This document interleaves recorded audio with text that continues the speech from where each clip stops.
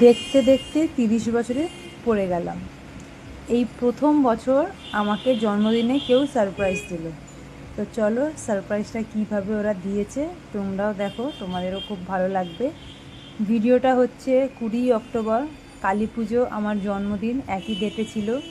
আমি বাড়িতে ওই দিন কিছু করিনি, যেহেতু আমি উপোস করেছিলাম বলে তাই। তবে আমার দাদার মেয়েরা আমার জন্য একটা সারপ্রাইজ রেখেছিল।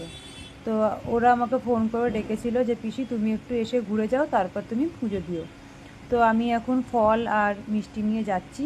বাড়ির পাশে যে একটা কালী মন্দির আছে সেখানে পুজোটা দিয়ে তারপর যাব ওদের বাড়ি।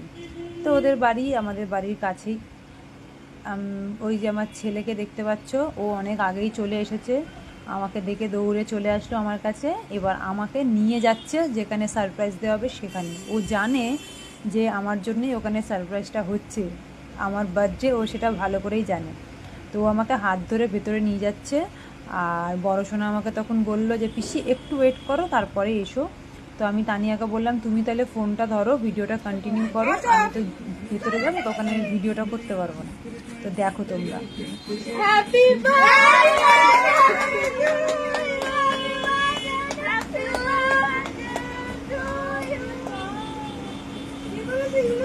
সবাই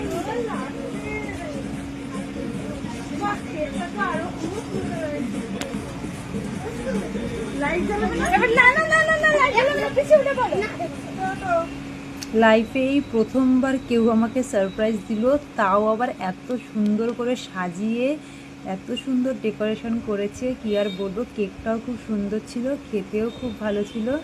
মানে আমি জাস্ট দেখে আমি অবাক হয়ে গেছি। আমি ভেবেইছিলাম যে ওরা কিছু একটা করবে, তা বলে এতটা বড় করে করবে সেটা আমি ভাবতে পারিনি। আমার জন্য এটা অনেক অনেক মানে অনেক। আর এই যে এই গিফটটা দেখে আমি এতটাই ইমোশনাল হয়ে গেছিলাম, প্রায় চোখ থেকে জল বেরিয়ে যাবে। আমার খুব পছন্দ হয়েছে। থ্যাংক ইউ সো মাচ তোদের সবাইকে আমার এই দিনটা এত সুন্দর করে তোলার জন্য। কোনোদিনও আমি ভুলবো না এই দিনটা।